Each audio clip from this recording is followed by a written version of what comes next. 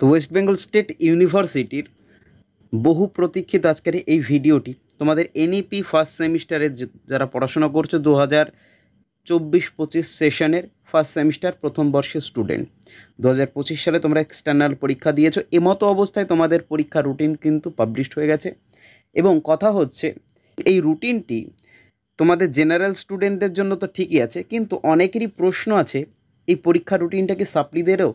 এখানে বলে রাখি, ইউনিভার্সিটি যদি অন্য কোনো রুটিন আর প্রকাশিত না করে সাপ্লিদের জন্য আলাদা করে, তাহলে এই রুটিন অনুযায়ী কিন্তু সাপ্লিমেন্টারি পরীক্ষাগুলো তোমাদের নতুন ফার্স্ট সেমিস্টারদের সাথেই হয়ে যাবে।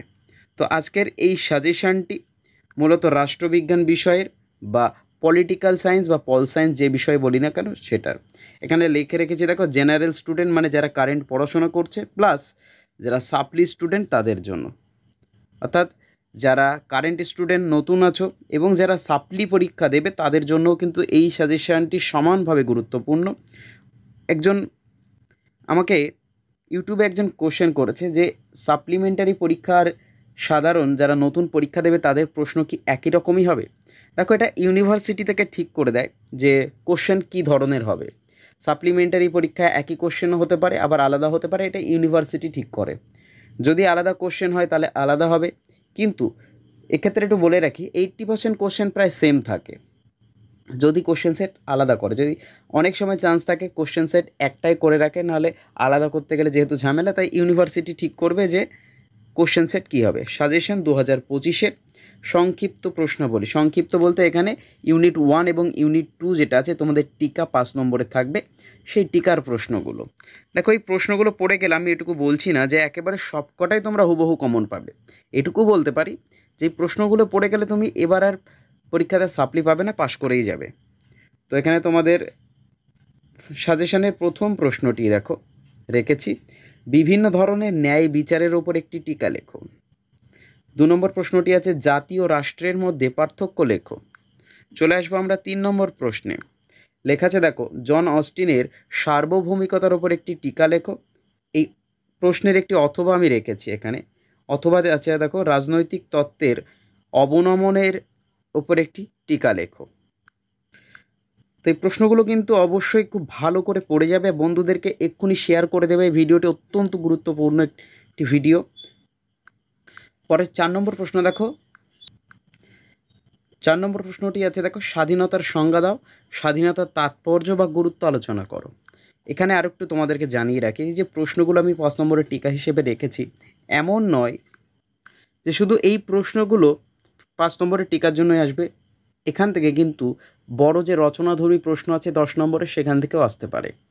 তো এখানে তোমাদের পরের প্রশ্নটি, পরবর্তী প্রশ্ন দেখে নাও, ইতিবাচক ও নেতিবাচক স্বাধীনতার মধ্যে আলোচনা করো। এখানে পার্থক্যও দিতে পারে, সম্পর্কও দিতে পারে। 6 নম্বর প্রশ্ন, বিশ্বায়নের পরিপ্রেক্ষিতে সার্বভৌমিকতার পরিবর্তন ধারণাটি ব্যাখ্যা করো। চলে আসবো 7 নম্বর প্রশ্ন, টিকার লাস্ট প্রশ্ন। এখানে তোমাদের লেখা আছে দেখো, রাষ্ট্রের উৎপত্তি সম্পর্কে সামাজিক চুক্তি তত্ত্বটি ব্যাখ্যা করো। অথবার প্রশ্নটি দেখো এখানে লেখা আছে, এটিও গুরুত্বপূর্ণ প্রশ্ন। লেখা আছে দেখো, জাস্টিস ফর ফেয়ারনেস বলতে কী বোঝো। তুমি কি মনে করো ন্যায্যতা নীতি সাম্যের নীতিকে ভঙ্গ করে? এরপরে চলে আসবো আমরা তোমাদের যেখানে থাকবে রচনাধর্মী প্রশ্নাবলী বা বিষয়ভিত্তিক প্রশ্নাবলী। ইউনিট 1 এবং ইউনিট 2 একই সাথেই এই সাজেশানটি করা আছে। তো প্রত্যেকটি প্রশ্নের মান থাকবে এখানে 10 করে, এখানে দেখতেই পাচ্ছ। তো এখানে তোমাদের প্রথম প্রশ্নটি রেখেছি দেখো। প্রথম প্রশ্ন আছে, রাজনৈতিক তত্ত্ব বলতে কী বোঝো, এর প্রয়োজনীয়তা ব্যাখ্যা করো। এর অথবার প্রশ্নগুলো অত্যন্ত গুরুত্বপূর্ণ। অথবার প্রশ্নটি দেখে নাও, রাজনীতির অর্থ ব্যাখ্যা করো। রাষ্ট্রবিজ্ঞানের সঙ্গে রাজনীতির বিষয়টি কিভাবে যুক্ত তা আলোচনা করো। দেখো, এখানে একটু তোমাদেরকে জানিয়ে রাখি, এর পরবর্তী সময়ে একটি লাস্ট মিনিট সাজেশান তোমরা পাবে, যেহেতু রাষ্ট্রবিজ্ঞান বিষয়টির পরীক্ষা আছে, তাই চেষ্টা করো খুব তাড়াতাড়ি সেই সাজেশানটি করে দেওয়ার। দ্বিতীয় প্রশ্ন হলো, সার্বভৌমিকতার সংজ্ঞা দাও। সার্বভৌমিকতার একাত্মবাদী তত্ত্বটি বা ধারণাটি ব্যাখ্যা করো এবং এর বৈশিষ্ট্যগুলি আলোচনা করো। ব্র্যাকেটে লেখা আছে দেখো, অস্টিনের মত অনুসারে। পরের প্রশ্ন 3 নম্বর প্রশ্নটি আছে দেখো এখানে, রাষ্ট্রের প্রকৃতি সম্পর্কে লকের, এটা লোকের হয়ে গেছে, এটা হবে লক, জন লকের ধারণাটি বিশ্লেষণ করো। চলে আসবো পরের প্রশ্ন, রলসের ন্যায় তত্ত্বের উপর একটি আলোকপাত করো। 3 নম্বর প্রশ্ন গেলে এবার 4 নম্বর প্রশ্নে আসবো আমরা।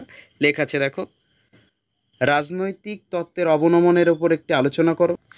এই প্রশ্নটি দেখবে তোমাদের টিকার মধ্যেও চলে এসছে, তো এখান থেকে আর পড়ার দরকার নেই, টিকা থেকে পড়লেই হবে। অথবাতে আচ্ছা দেখো, এটাই মূল প্রশ্ন হিসেবে ধরে নেবে, রাজনৈতিক অধিকারের ধারণা সমালোচনা সহ ব্যাখ্যা করো। চলে আসবো 5 নম্বর প্রশ্নে। 5 নম্বর প্রশ্নে আছে দেখো, প্রত্যক্ষ ও পরোক্ষ গণতন্ত্রের বলতে কী বোঝো? প্রত্যক্ষ ও পরোক্ষ গণতন্ত্রের সুবিধা অসুবিধাগুলি আলোচনা করো। এরই একটি অথবা আছে দেখো, গণতন্ত্রের সংজ্ঞা দাও, গণতন্ত্রের প্রধান বৈশিষ্ট্যগুলি লেখো, আধুনিক গণতন্ত্রের প্রকৃতি সম্পর্কে আলোচনা করো। চলে আসবো আমরা 6 নম্বর প্রশ্নে, ডেভিড হেল্ডের শ্রেণী বিভাগ করো। গণতন্ত্রের শ্রেণী বিভাগ, গণতন্ত্র কি অর্থনীতির সাথে, লেখা আছে দেখো, গণতন্ত্র কি অর্থনীতির সাথে সামঞ্জস্যপূর্ণ, ব্যাখ্যা করো।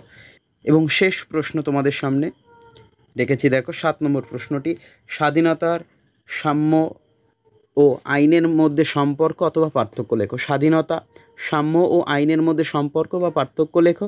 অথবাতে আছে, রুশোর প্রাকৃতিক রাজ্য, স্বাভাবিক অধিকার এবং, অর্থাৎ এখানে লেখা আছে রুশোর প্রাকৃতিক রাজ্য, স্বাভাবিক অধিকার এবং সাধারণ ইচ্ছা সম্পর্কে আলোচনা করো। এর 3টি ভাগ, একটি হলো প্রাকৃতিক রাজ্য, একটি হলো স্বাভাবিক অধিকার এবং সাধারণ ইচ্ছা, এই 3টি সম্পর্কে আলোচনা করতে বলছে। তো বন্ধুদেরকে কিন্তু অবশ্যই ভিডিওটি শেয়ার করে দিও। তো সবাইকে ধন্যবাদ, দেখা হচ্ছে পরবর্তী ভিডিওতে।